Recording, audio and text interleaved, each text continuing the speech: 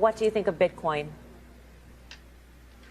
I think it's very iffy. I mean, it's like anything right now. It's really a gamble. Nobody knows. You saw what's happened in China and the impact that's happening right now on Bitcoin from that. So I don't have a clue. I look at that as it's like going to Vegas. Things that aren't really predictable, they could make you a lot of money. I'd say this is the money. I take a certain amount of money and I go, I know it's just for fun I'm investing. I know I could lose. This is Vegas, and Bitcoin fits that category. Is Bitcoin a fraud? There are two things that are required for a currency. The first is that you can make transactions in it. It's a medium of exchange. And the second thing is that it's a storehold of wealth. Those should be the two purposes of a currency. Bitcoin today, you really can't make much transactions in it. I got Bitcoin, I want to go through the experience of spending it. It's not easy. You can't spend it very easily. Right. And in terms of a storehold of wealth, it's not an effective storehold of wealth because it has a volatility to it, unlike gold, let's say, in which reflects the value of money. Right. It's more stable than the value of money. Bitcoin is a highly speculative market. We have these criteria for determining what a bubble is. In other words, we take these criteria. I won't get into them because it'll probably take too long. But these criteria, and we just define a bubble based on those criteria.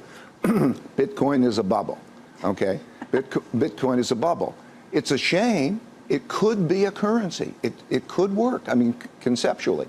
But the amount of speculation that is going on and the lack of transaction, the idea that it'll be private in terms of transaction. In terms of the government allowing it to be a private currency.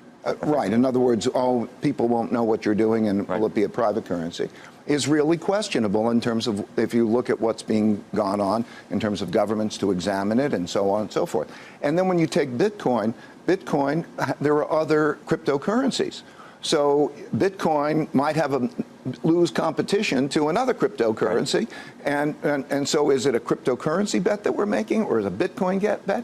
It's very much speculative people thinking, can I sell it at a higher price? And so it's a bubble. I don't need to introduce him, probably. Mark, tell me one thing. What do you think of Bitcoin? You saw my tweets. You know, it's to be determined. As a currency, I think it's going to be challenged. As a foundation for blockchain, it's going to be a battle between Bitcoin's blockchain and Ethereum's to see what happens.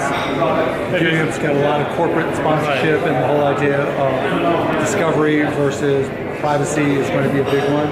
And then the concept of networking. So there's still a lot to be determined that we don't know the answer. So we don't know the winner yet, right? No, and right now, in terms of the currency itself, it's more a question of supply and demand. How would you, maybe would be easier question. How do you evaluate the market capitalization of all the currencies, let's say in 2 or 3 years?